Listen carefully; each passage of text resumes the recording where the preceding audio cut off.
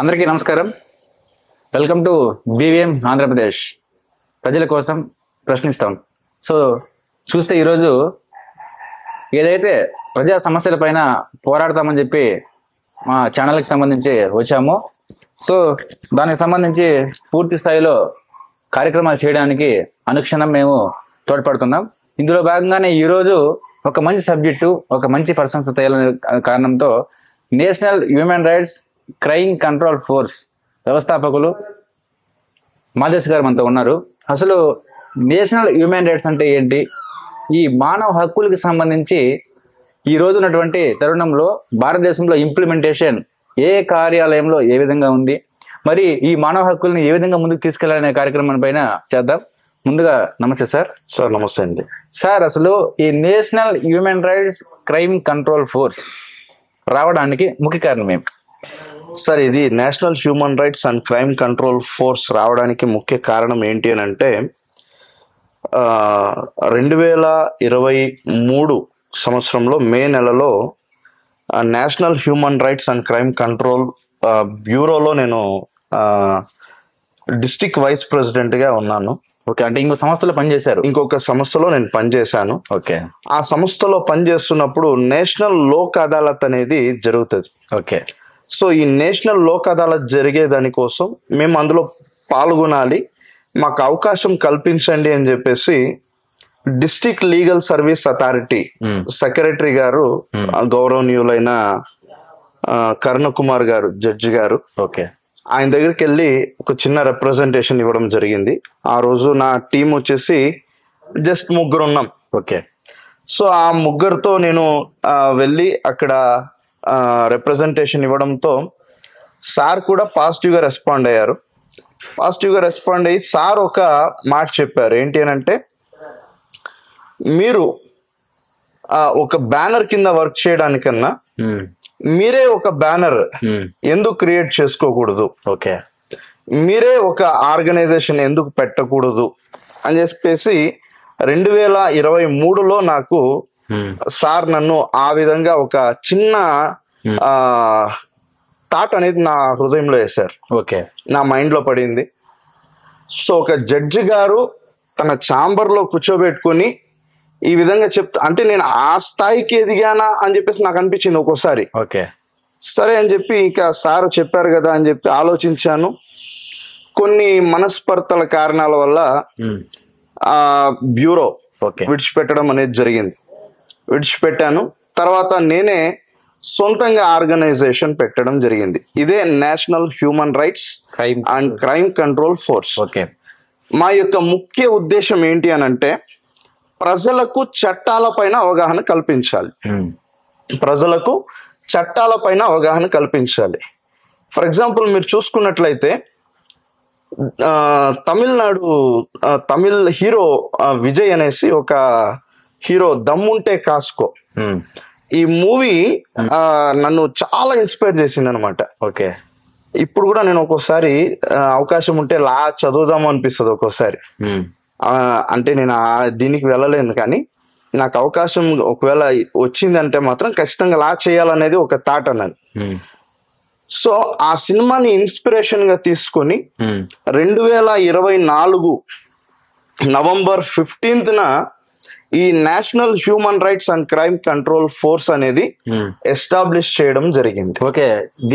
మీ సంస్థకి national Human rights crime control force అని పేరు ఎందుకు పెట్టాల్సి వచ్చింది? సార్, ఇప్పుడు రాష్ట్రంలో చూసుకున్నట్లయితే క్రైమ్ రేట్ అనేది పెరుగుతుంది సార్. ఓవరాల్ దేశం మొత్తం కూడా ఆ విధంగానే ఉంది, నాట్ ఓన్లీ ఆంధ్రప్రదేశ్. ఓకే. ఇంకోటి ఏమంటే, ఓవరాల్ క్రైమ్ గురించి అయితే మీరు చెప్పడం జరుగుతుంది. ఈ క్రైమ్ గురించి మీరు ఏం చూసిన తర్వాత మనం క్రైమ్ గురించి పెట్టాలని చెప్పి మీకు అనిపించింది? సార్, క్రైమ్ లో చాలా జరిగినాయి సార్. ఎందుకంటే నా కళ్ళ ముందే, ఓకే, ఉదాహరణకు చూసుకున్నట్లయితే లాస్ట్ ఇయర్ శ్రీరామ నవమి రోజు, ఓకే, సరదాగా చిన్న పిల్లాడు ఈత కోసం వెళ్ళి చెరువులోకి దూకి చనిపోవడం జరిగింది. ఆ తల్లి ఆ బిడ్డ యొక్క శవాన్ని తీసుకుని వచ్చి ముందర పెట్టుకుని కన్నీటి రోదనతో ఉంటే ఆ చుట్టుప్రక్కల గ్రామస్తులు నిలుచుకొని అది చూస్తూ ఉంటే నా మనసు తరుక్కుపోయింది.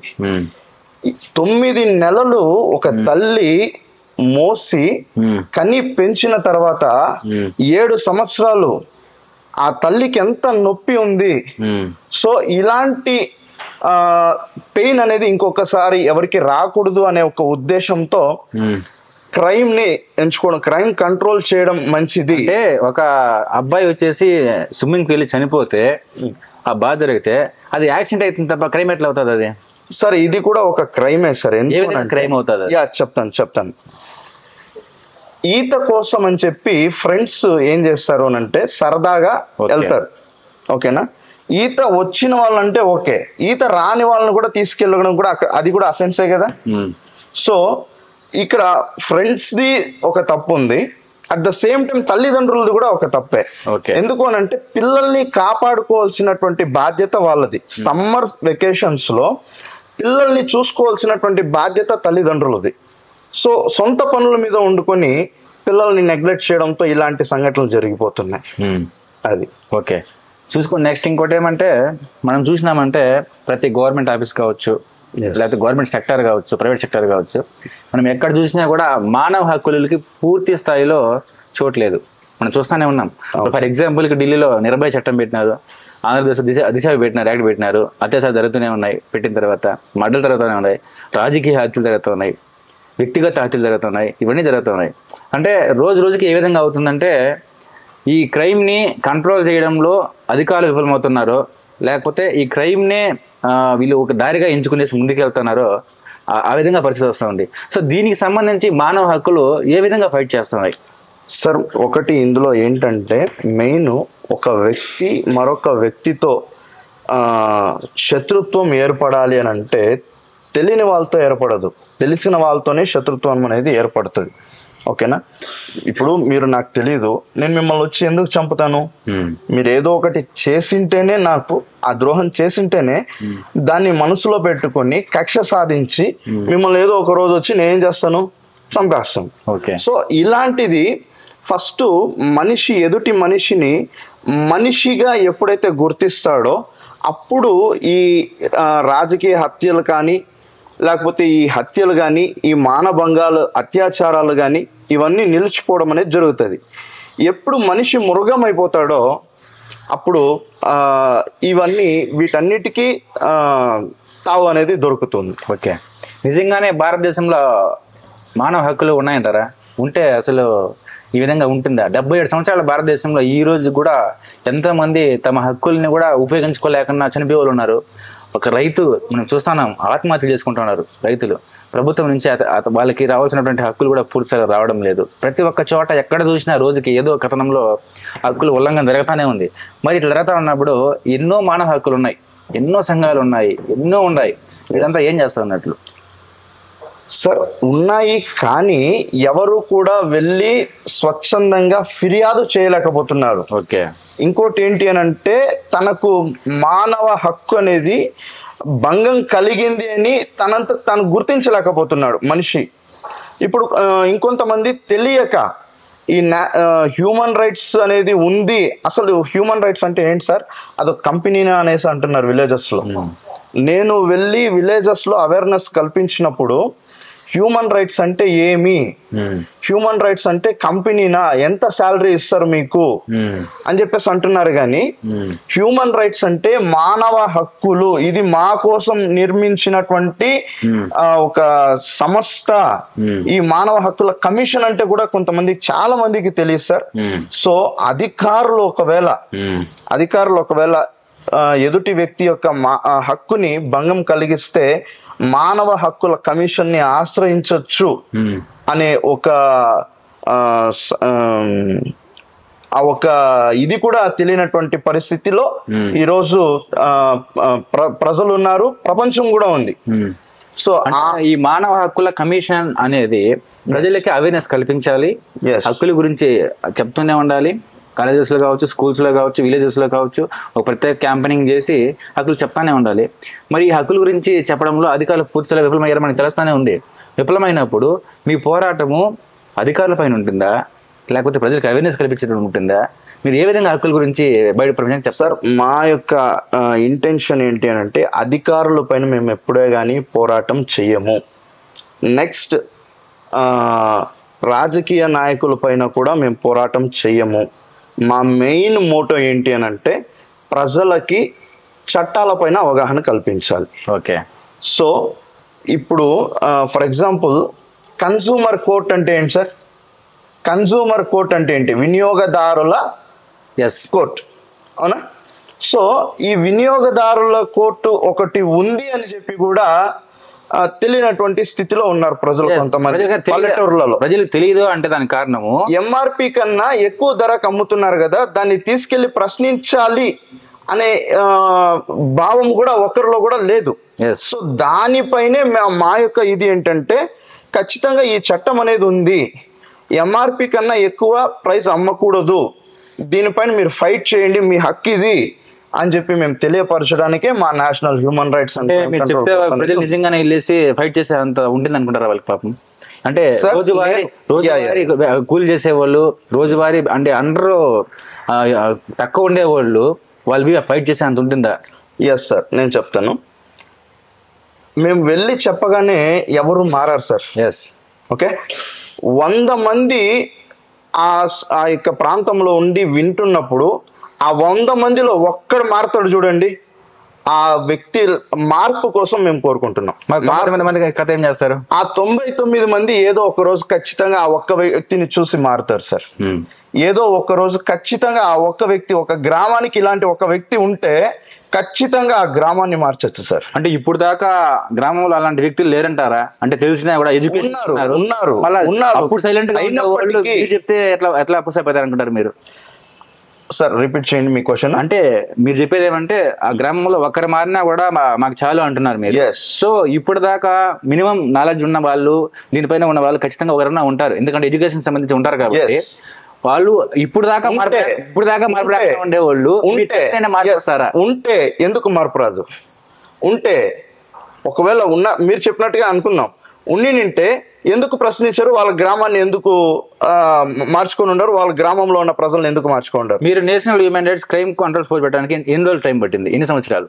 సార్ నాకు ఇది టైం జస్ట్ ఒక 3 months పట్టింది. అంటే అట్లా కాదు, మీకు ఫస్ట్ నుంచి ఇప్పుడు దాకా ఏజ్ కి ఎన్ని సంవత్సరాలు పట్టింది? సార్ యాక్చువల్లీ నా ఏజ్ వచ్చేసి 34. ఓకేనా? నేను ఈ యొక్క ఫీల్డ్ ని ఎందుకు ఎంచుకున్నాను, ఇంతకు ముందు నేను ఒక రిపోర్టర్ గా పనిచేశాను. ఓకే.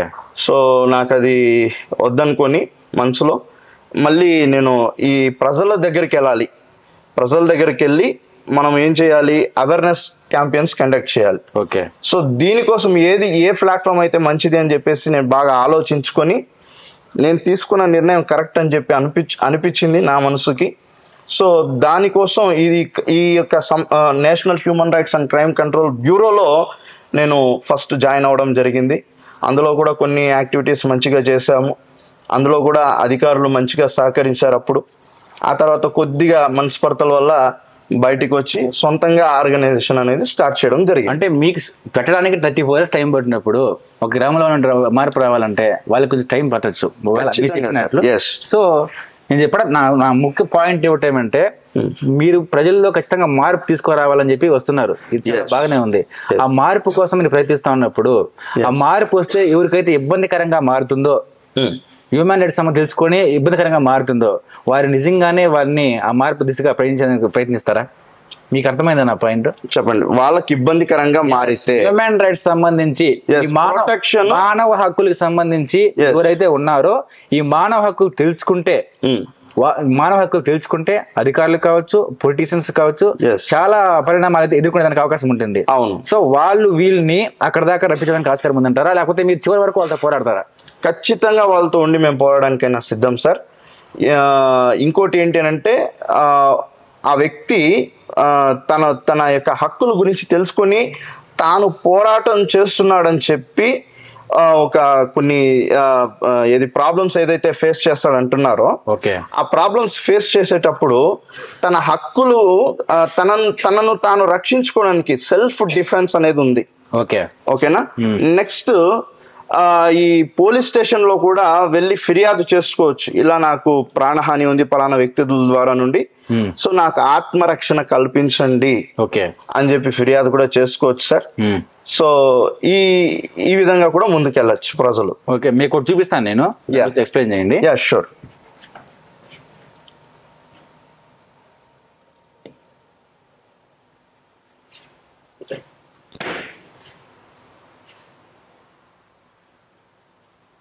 ఈరోజు హ్యూమన్ రైట్స్ దానిపైన తెలుసుకున్నాం. రూసో మహాశయుడు ఏమంటాడంటే man is born free but he has chain అంటాడు. అంటే మనిషి పుట్టుకతో స్వేచ్ఛగా పుట్టిన ప్రజెంట్ శృంఖలాల బద్దుడై ఉన్నాడు అని చెప్పడం జరుగుతుంది. సో ఇప్పుడున్న పరిస్థితుల్లో ప్రతి మనిషికి స్వేచ్ఛగా గౌరవంగా హ్యాపీగా ఉండే రైట్ అనేది ఉంది. అయితే ఆ వైలేషన్ అయినప్పుడు ఏం చేయాలి, దానికి సంబంధించి తెలియజేసేదే హ్యూమన్ రైట్స్ ప్రొటెక్షన్ యాక్ట్ అంటారు. దీనికి ఐక్యరాజ్య సమితి 1948లో Universal Declaration of Human Rights దానికి సంబంధించిన తీర్మానంలో మన ఇండియా కూడా సంతకం పెట్టడం మూలంగా ఇది 1993లో హ్యూమన్ రైట్స్ ప్రొటెక్షన్ యాక్ట్ అనేది వచ్చింది. దీని ద్వారా ఏంటంటే ఎక్కడైతే వైలేషన్ ఆఫ్ హ్యూమన్ రైట్స్ జరుగుతాయో ఈ యాక్ట్ ప్రకారంగా ఆ యొక్క వైలేషన్ జరిగినప్పుడు తీసుకునే చర్యల గురించి ఈ యాక్ట్ తెలియజేస్తాం. దీన్ని చూసుకున్నట్లయితే ఎక్కడైతే జరుగుతాయో అంటే మెయిన్ గా మానవ హక్కులు ఉల్లంఘన జరిగేది ఒక చోటు ఉంది.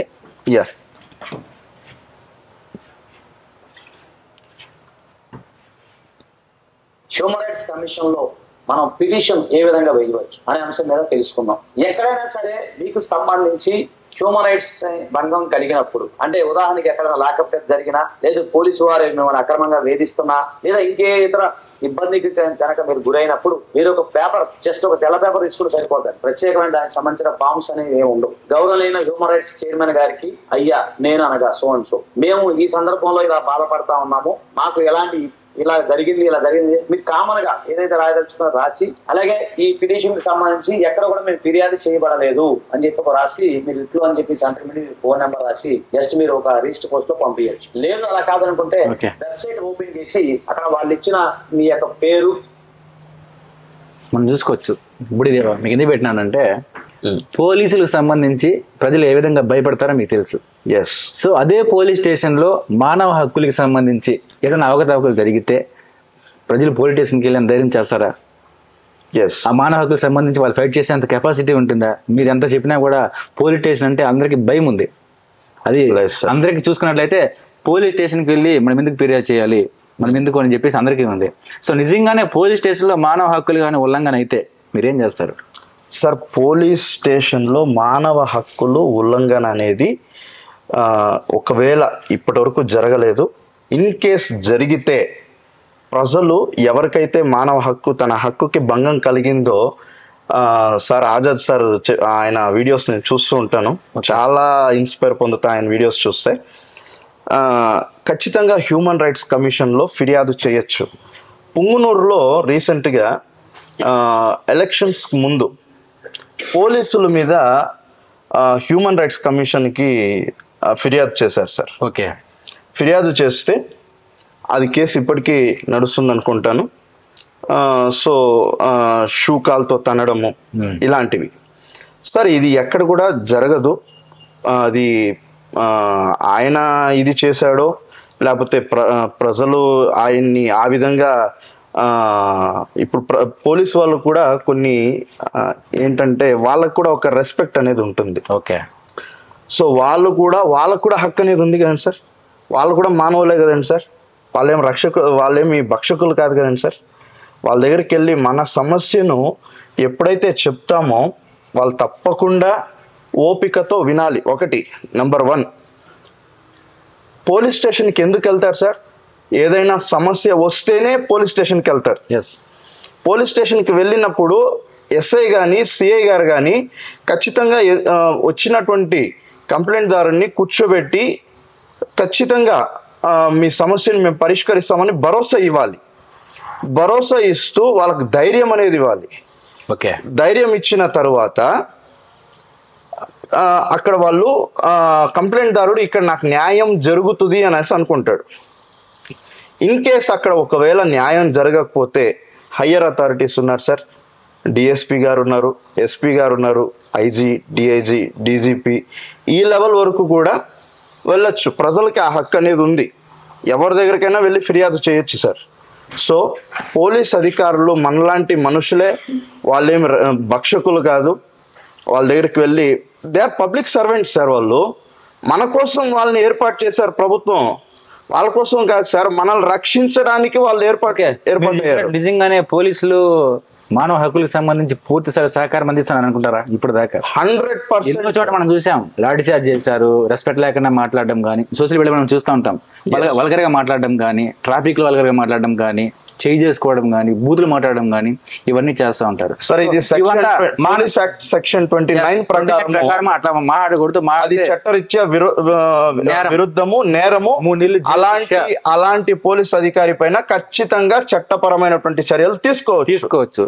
సోషల్ మీడియాలో వచ్చే కథనాలను చూసుకున్నట్లయితే, అంటే సోషల్ మీడియాకి సంబంధించి ఒక వీడియో తీస్తున్నట్లు కూడా మాట్లాడే పోలీసులు, అంటే అందరూ చెప్పడం లేదు కానీ ఎక్కడెక్కడ జరుగుతూ ఉంది కదా. సో ఈ పూర్తి స్థాయిలో అరికట్టాలంటే ఏం చేయాలి సార్? ఇప్పుడు ఫర్ ఎగ్జాంపుల్ సెక్షన్ అనేది 29 ఉంది. సో సెక్షన్ నిజంగానే ఇంప్లిమెంటేషన్ జరుగుతుంది అంటారా? ఖచ్చితంగా జరగాలి సార్, జరగాలి కంపల్సరీ. ఇంప్లిమెంట్ జరిగించుకోవాల్సింది ఎవరి బాధ్యత?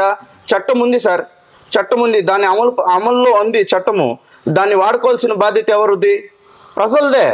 మరి వారికి కనీసం 29 సెక్షన్ ఉందని కూడా తెలుసా ప్రజలకి?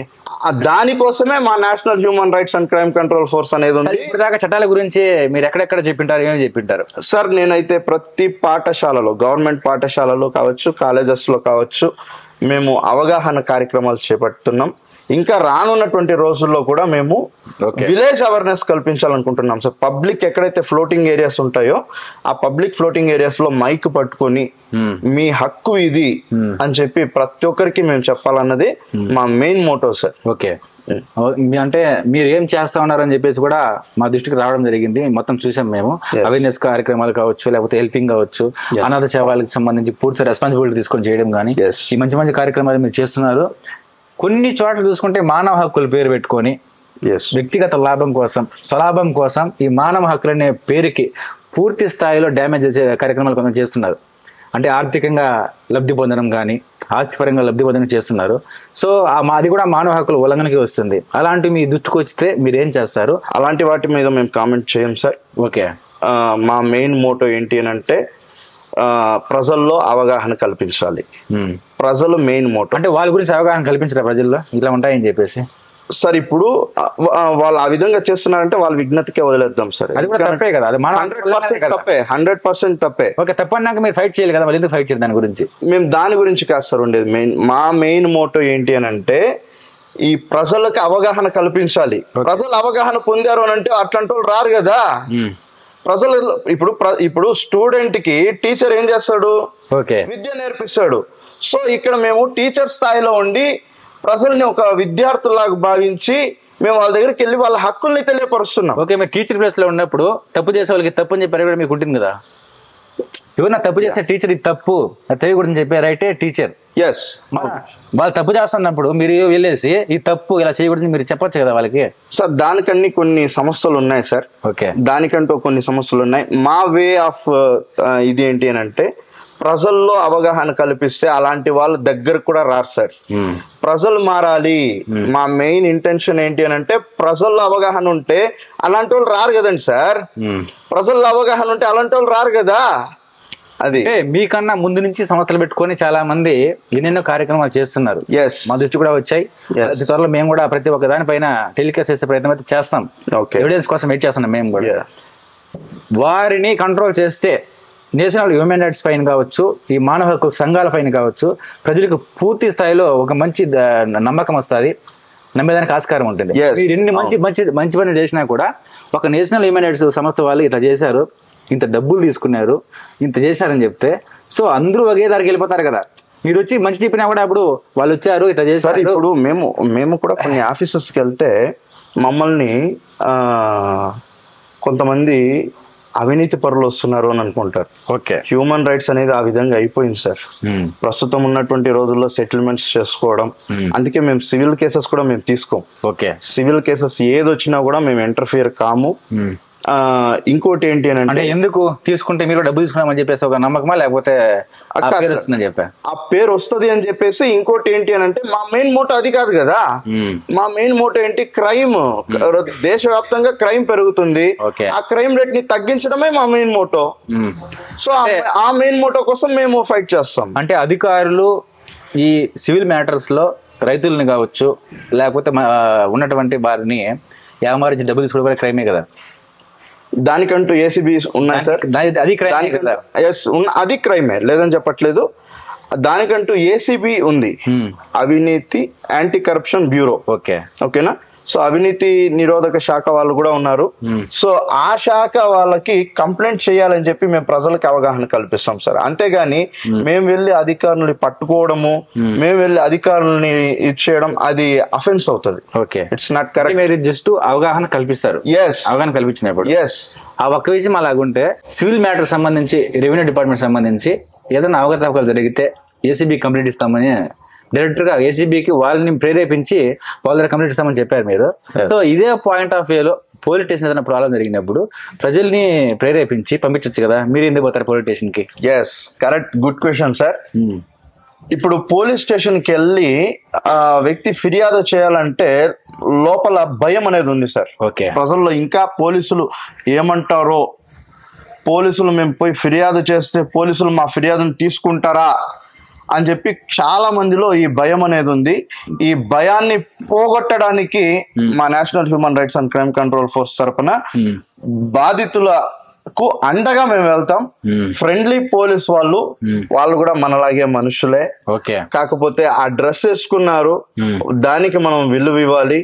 సో వాళ్ళు మన సమస్యలు ఖచ్చితంగా వింటారు, మన సమస్యలు విని పరిష్కరిస్తారు, రండి అని చెప్పి వాళ్ళతో పాటు మేము వెళ్ళడం అనేది జరుగుతుంది.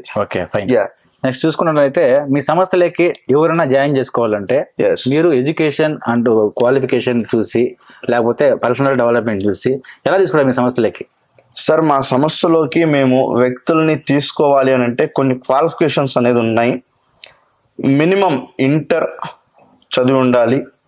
నెక్స్ట్ హ్యూమన్ రైట్స్ మీద అవగాహన అనేది ఉండాలి. మీకు చిన్న వీడియో చూపిస్తాను నేను. ఒక్క నిమిషం, నేను చెప్పేది పూర్తిగా వినండి. హ్యూమన్ రైట్స్ అంటే ఏంటి అనేది అవగాహన కూడా లేనటువంటి వాళ్ళు కూడా ఈరోజు చలామణి అవుతున్నారు హ్యూమన్ రైట్స్ అని చెప్పుకుంటూ. సో అలాంటి వాళ్ళు నా సంస్థలో ఉండకూడదు అనే ఒక ఉద్దేశంతోనే మినిమం ఎడ్యుకేషన్ అనేది ఉండాలి. ఇంటర్, హ్యూమన్ రైట్స్ పైన కనీస హక్కులు, ప్రాథమిక హక్కులు అనేది ఉంది కదా, అది తెలిసి ఉండాలి. అలాంటి వాళ్ళని మేము తీసుకుంటాం. చూడండి ఒకసారి, ఇది కరెక్ట్ అంటారా రాంగ్ అంటారా? అంటే రావడానికి పర్టికులర్ గా క్వాలిఫికేషన్స్, రూల్స్, రెగ్యులేషన్స్ ఇలాంటివి ఏమన్నా ఉంటాయా? క్వాలిఫికేషన్ మంచితనం, నిండిన మనసు, మంచిది. అవతల వాళ్ళ సమస్యని నాది అనుకొని ముందుకు పరిగెట్టేంత పెద్ద మనసు ఉండాలి, బ్రాడ్ మైండెడ్ గా ఆలోచించాలి. అండ్ ఇంకొకటి ఏంటంటే సమస్య వచ్చిన వాళ్ళని ఎక్స్ప్లాయిట్ చేద్దాం, వాళ్ళని ఇంకొంచెం ఇరుక్కునేటట్టుగా చేస్తే బయటికి రావడానికి మన హెల్ప్ అడుగుతారు కదా, అట్లాంటి బుద్ధి ఉండకూడదు. మెయిన్ ఇంపార్టెంట్ గా చదువు అంటే అట్లా చదవాలనేది ఏం లేదు, ఏజ్ 18 years అబౌవ్ ఉండాలి. అప్లికేషన్ ఫామ్ ఉంటుంది. ఐడి కార్డ్స్ ఇవ్వడానికి కొన్ని రూల్స్ ఉంటాయి, కొంచెం చార్జ్ చేస్తారు ఐడి కార్డ్స్ ఇవ్వడానికి. అంటే ప్రింటింగ్ అంతా కావాలి కదా, వాళ్ళ డెసిగ్నేషన్ అది అన్ని ప్రింట్స్ చేసి పంపిస్తారు అనమాట. నామినల్ చార్జెస్ ఉంటుంది దానికి. అది తీసుకొని ఆ కార్డుని సక్రమంగా యూజ్ చేయగలగాలి. ఫస్ట్ నేను ఇది చేస్తాను, నేను అది చేస్తాను, ఇష్టం వచ్చినట్టు బిహేవ్ చేసుకునే తత్వం ఉండకూడదు. పంచి వస్తే నాకు అర్థమవుతుంది ఎలా చేయగలుగుతారా లేదా ఏంటని ముందే అంత ఎక్స్ప్లెయిన్ చేస్తా. దాంట్లో కూడా టర్మ్స్ అండ్ కండిషన్స్ అన్ని ఉంటాయి అప్లికేషన్ ఫామ్ లో, అవి చూసి అన్ని చదివిన తర్వాతే కదా సంతకం పెడతారు. అలా జాయిన్ అవ్వచ్చు మా అసోసియేషన్ లో. ఇప్పుడు మనం చూసాం, కొన్ని పాయింట్స్ చెప్పారు. నిజంగానే ఎడ్యుకేషన్ లేకపోతే ఈ మానవ హక్కుల గురించి ఏ విధంగా తెలుస్తుంది? ఇంకోటి ఏమంటే ఐడి కార్డు ఇవ్వడానికి కూడా కొన్ని నిబంధనలు చెప్పారు వాళ్ళు. ఐడి కార్డు తీసుకున్న తర్వాత ఎడ్యుకేషన్ లేకుండా ఉండేవాళ్ళు కావచ్చు, అవగాహన లేకుండా ఉండేవాళ్ళు కావచ్చు, ఏదైనా పెద్ద మిస్టేక్ చేస్తే టోటల్ ఏదైతే మొత్తం ఉన్నాయో హ్యూమన్ రైట్స్ అన్నిటిపైన ఎఫెక్ట్ పడుతుంది కదా, మళ్ళీ ఇది కరెక్ట్ వే అంటారా? సార్ మేడం చెప్పిన దాంతో కొన్ని కరెక్ట్ పాయింట్స్ ఉన్నాయి, ఓకే. ఇంకొన్ని పాయింట్స్ అనేది నాకు నచ్చలేదు మేడం చెప్పింది. ఓకేనా, ఓపెన్ గా చెప్పేస్తున్నాను. ఓకే. మేడం చెప్పిన దాంతో మంచి ఎడ్యుకేషన్ ఉండాలి, అట్ ద సేమ్ టైం మంచి మనసు ఉండాలి, సమస్య నాది అనే పెద్ద మనసు ఉండాలి అని చెప్పారు మేడం. ఎస్, దీనికి మేడంని అప్రిషియేట్ చేస్తున్నా. At the same time sir, ఒక ఐడి కార్డ్ తీసుకోవాలంటే ఛార్జెస్ అవసరమా? అది మీరే చెప్పారు. ఛార్జెస్ అవసరమా? ఇప్పుడు ఒక మంచి పని చేయడానికి వెళ్తున్నాం, ఆ మంచి పని చేయడానికి వెళ్తున్నాము అని అంటే దానికి ఛార్జెస్ అవసరమా? ఫర్ ఎగ్జాంపుల్, సొసైటీ ఇప్పుడు మనము ఒక పని చేసుకుంటున్నాం, దీని మీదే బతికే వాళ్ళకైతే 100% కావాల్సి వస్తుంది అనుకోండి. మినిమం 10,000, 5,000, 20,000, 30,000 వరకు కూడా ఛార్జ్ చేస్తున్నారు ఐడి కార్డుకి. Yeah, okay. ఐడి కార్డ్కి కొన్ని ఆర్గనైజేషన్స్ ఈ విధంగా ఛార్జ్ చేస్తున్నాయి. అది వారి విజ్ఞతకే విడిచిపెడతాను, ఎందుకంటే వాళ్ళ రూల్స్ ఏమున్నాయో, వాళ్ళ రెగ్యులేషన్స్ ఏమున్నాయో నాకైతే తెలియదు.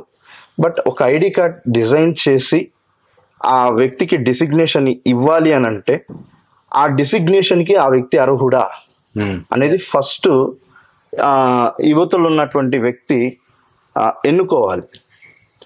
For example,